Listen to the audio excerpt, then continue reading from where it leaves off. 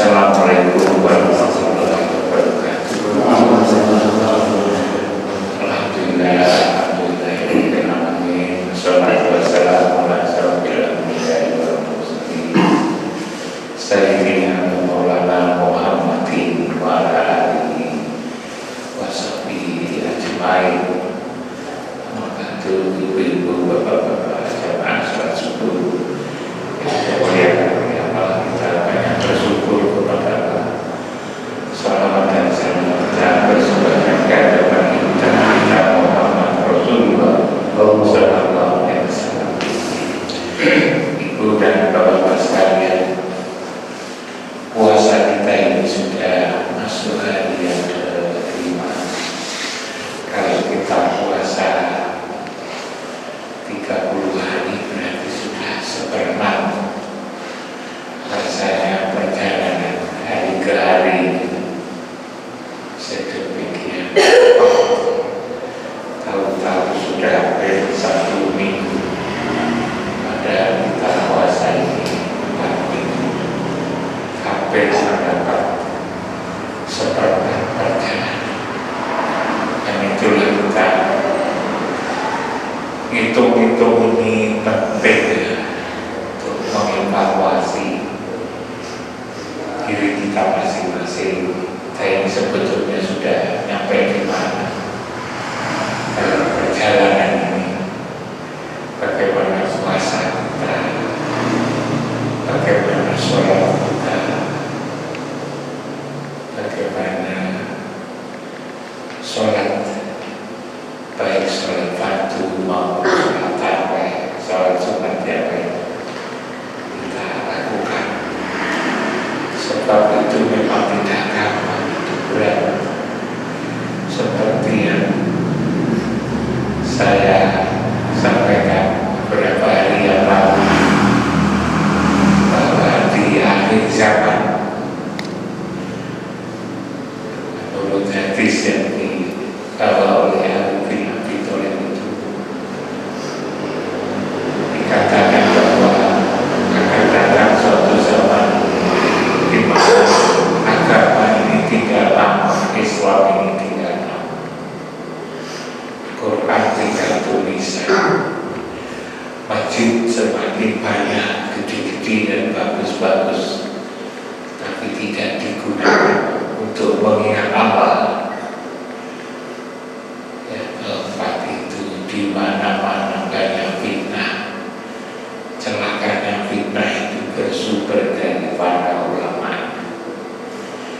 Rasanya apa yang diprediksi, yang disampaikan oleh Abu bin Abi Thalib tentu dari Rasulullah ini, zaman ini sudah seperti itu. Islam atau Islam mengatakan Islam, tapi ajaran-ajaran Islam yang kita harus damai, menghormati orang, kita harus selalu ingat Allah, kita harus selalu berbuat baik, tidak akan menyakiti orang. Rasanya sudah sulit itu ditemukan, itu sudah sulit. Begitu juga yang paling jelas kita lihat masjid-masjid semakin banyak, tapi tidak digunakan untuk mengingat Allah. Masjid semakin banyak, di mana-mana itu ada masjid. Kalau membuat masjid mesti jadi, tapi ya itu tadi, ketika menggunakan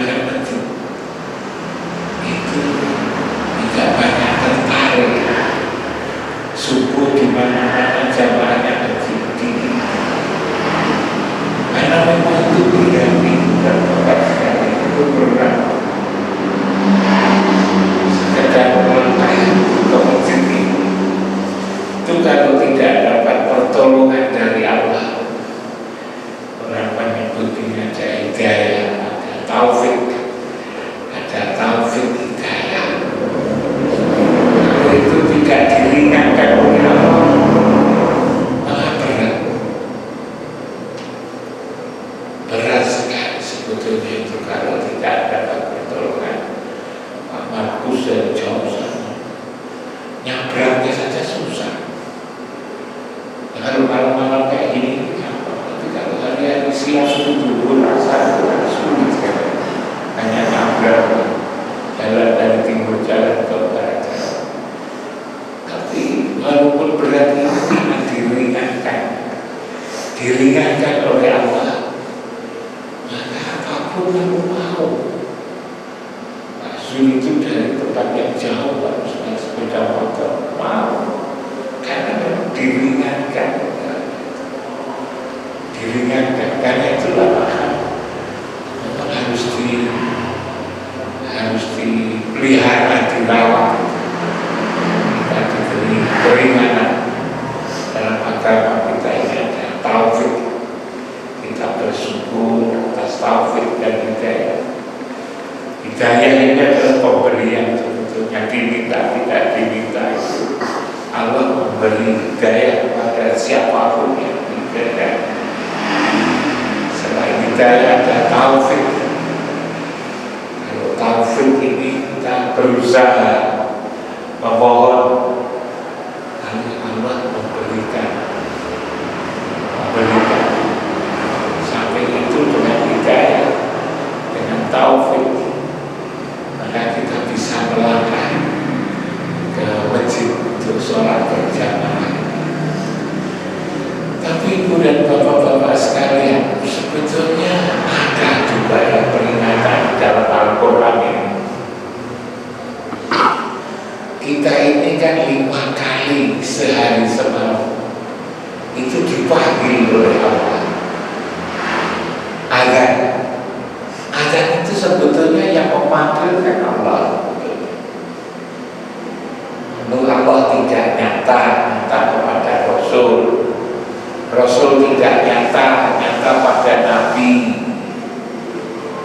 Nabi sudah tidak nyata lagi, nyata kepada mukmin. Mukmin tidak nyata, tapi nyata kepada muadzin. Suaranya muadzin. Suara muadzin itu sebetulnya panggilan agar kita segera ke masjid. Tapi juga betapa tidak banyak tetapi tidak segera untuk mendatangi panggilan itu. Di surat Al-An'am ayat 20 ya. Kalau Pak Markus apa itu disebutkan ya ayyuhalladzina amanu atiiullah wa rasulahu wa la tawallau anhu wa antum tasma'un. Iman, kepercayaan Allah yang ada di dalam dada kita masing-masing sama diseru. Taatlah kamu kepada Allah dan Rasul. Taatlah kamu kepada Allah dan Rasul. Nah, manusia katakan kalau ada Allah, ada Rasul. Tidak cukup Allah, sudah langsung Rasul. Allah, atiiullah wa rasulahu, Allah dan Rasul, untuk memudahkan kita mengenal Allah. Kata-kata Allah, kata-kata Rasul, kata-kata Allah, kata-kata Muhammad. Wa la tawallau wa antum tasma'un. Dan kamu jangan berpaling, kamu abai, kamu tidak peduli. Jangan kamu tidak peduli. Tatkala kamu mendengarkan apa? Satu di antaranya mendengarkan panggilan azan itu. Biasanya Al-Quran itu mengingatkan kalau itu sulit, yang sulit-sulit itu diingatkan. Termasuk juga mendatangi masjid ketika kita waktu-waktu sholat ini memang berat. Kalau diingatkan, jangan kamu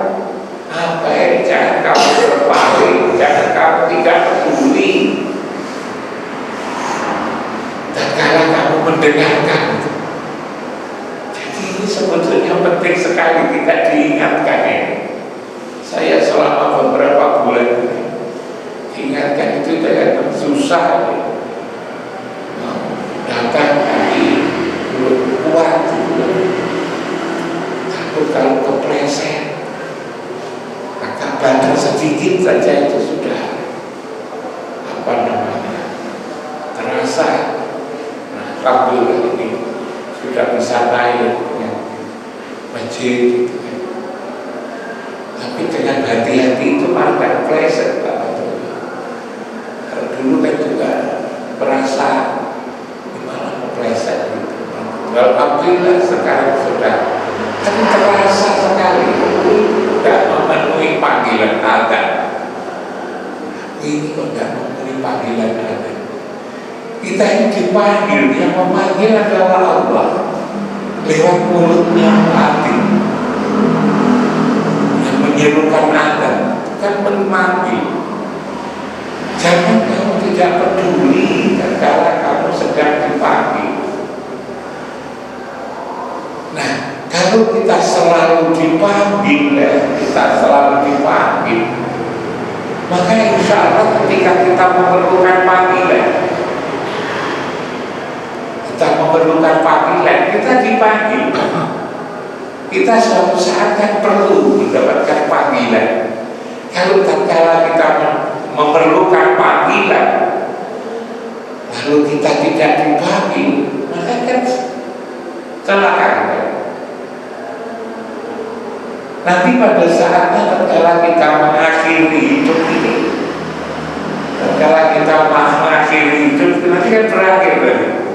Kita kan perlu panggilan. Di surat Al-Fatih itu, ya ayyuhan nafsul mutmainnah, hai jiwa yang damai, dipanggil dengan kata-kata jiwa yang damai. Tidak pasti, tapi jiwa yang damai. Ya ayyuhan nafsul mutmainnah. Yang ayat ini selalu dibaca oleh Mas Haryanto ketika mimpin tahlim. Ya ayyuhan nafsul mutmainnah, hai jiwa yang damai, jiwa yang tenang, jiwa yang sudah berhasil dipimpin oleh imannya.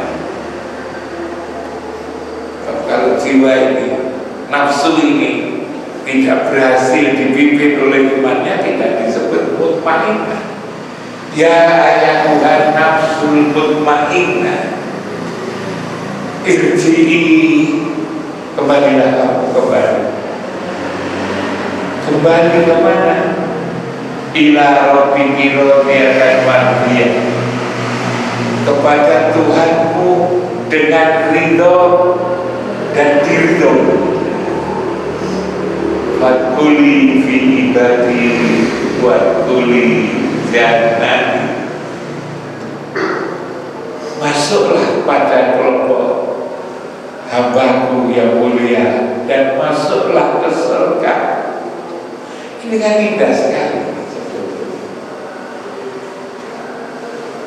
Tapi kalau kita dipanggil waktu sholat lalu selalu tidak datang, ketika kita membutuhkan panggilan,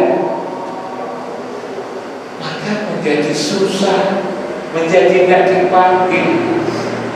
Akhirnya Allah tidak panggil, lalu mewakilkan kepada malaikat maut. Itu di surat As-Sajdah dan juga biasa dibaca oleh kami. Bagus. Dikatakan di sana kul yatawaffakum malakul maut. Katakan Allah akan mewafatkan engkau, tapi alladzi mukila bikum, wakilkan pada malaikat maut.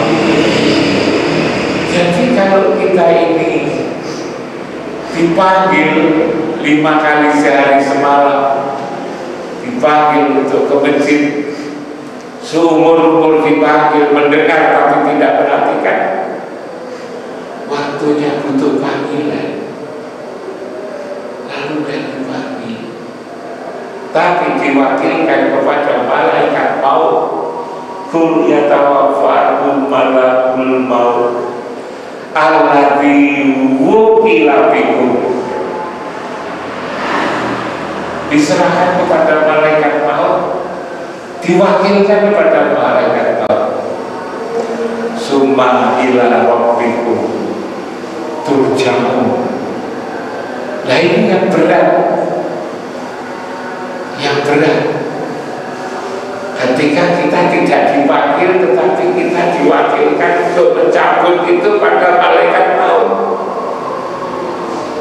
Rasanya karena diwakilkan itu namanya wakil, maka lalu pakai protap,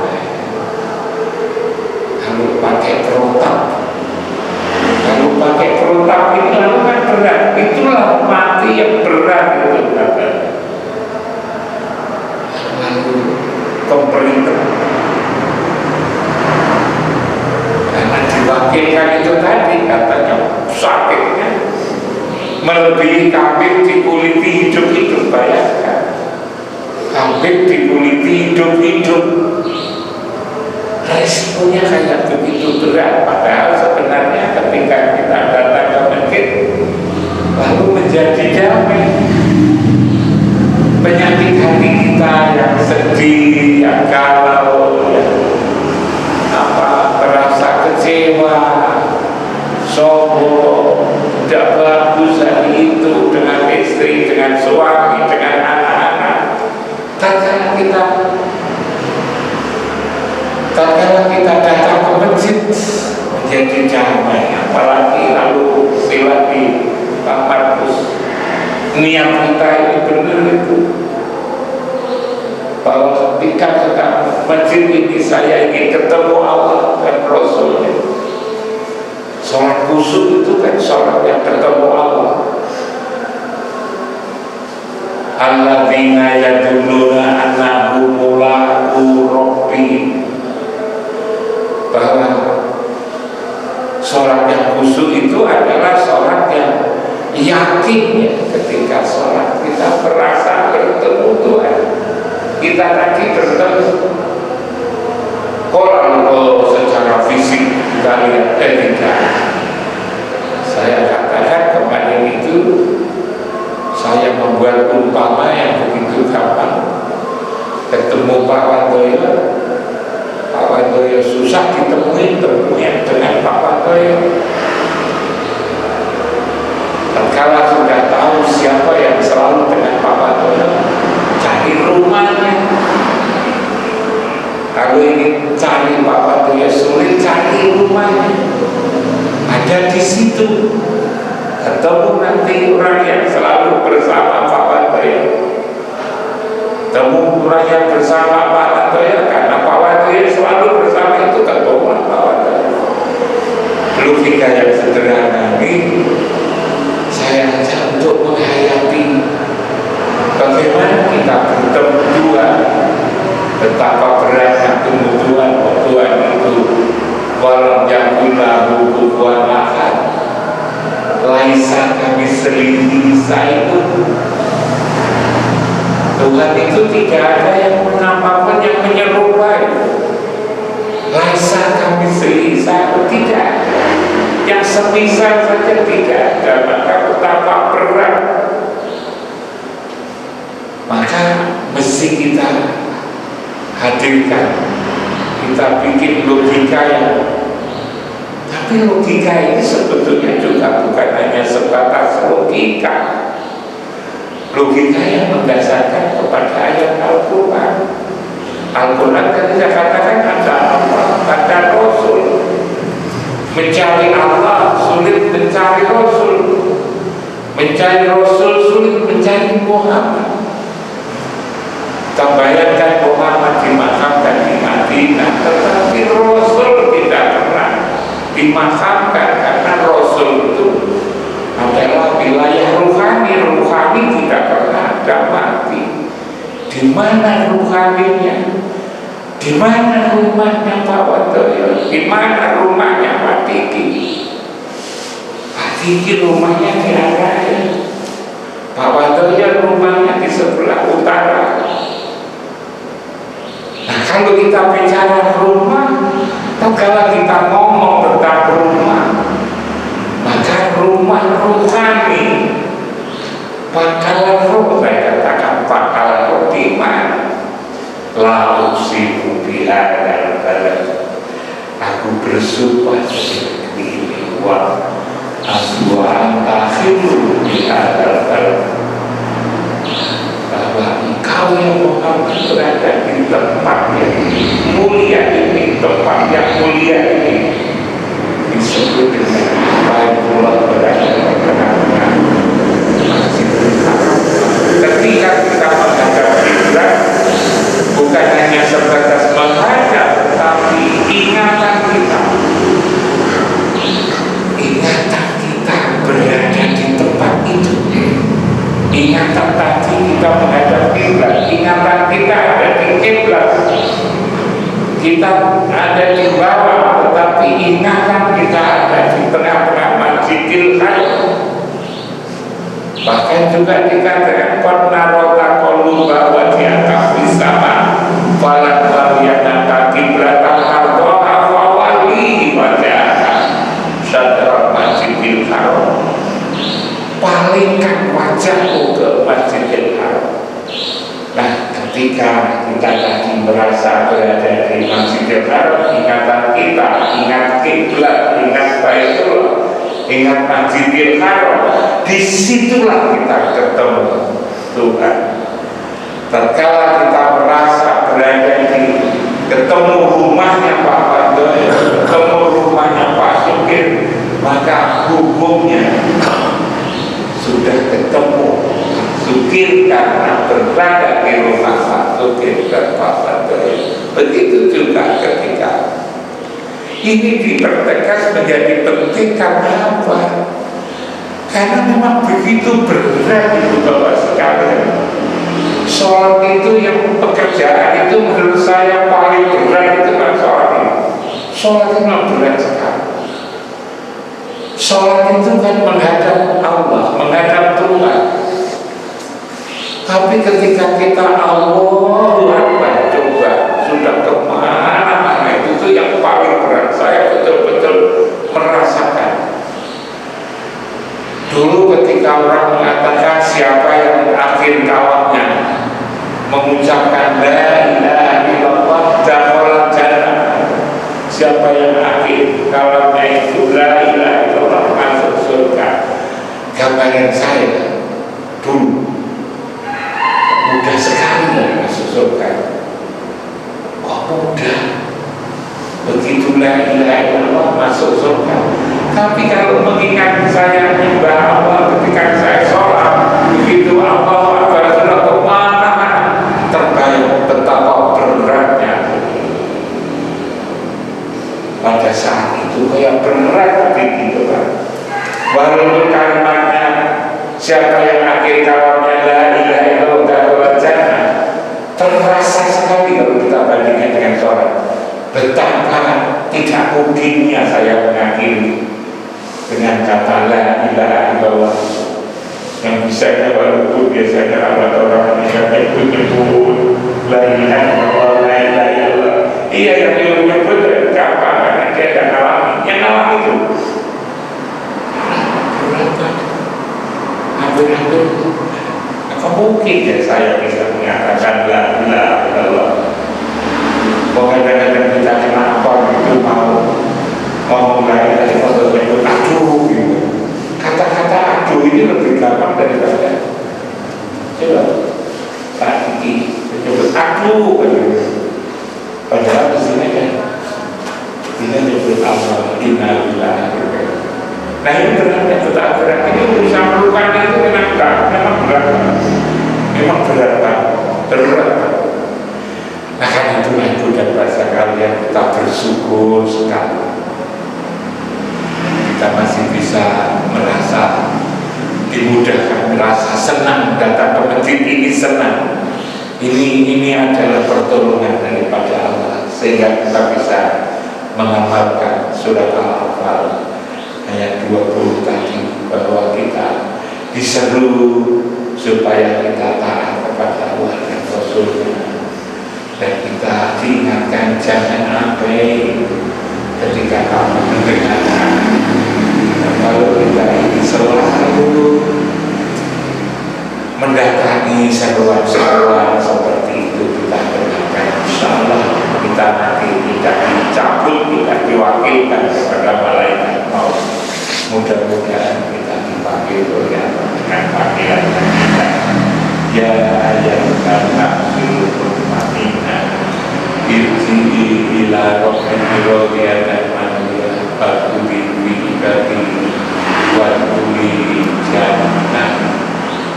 Dan orang-orang yang dipanggil itu adalah orang-orang yang memang selalu taat, selalu patuh, dan kepatuhan dalam beragama ini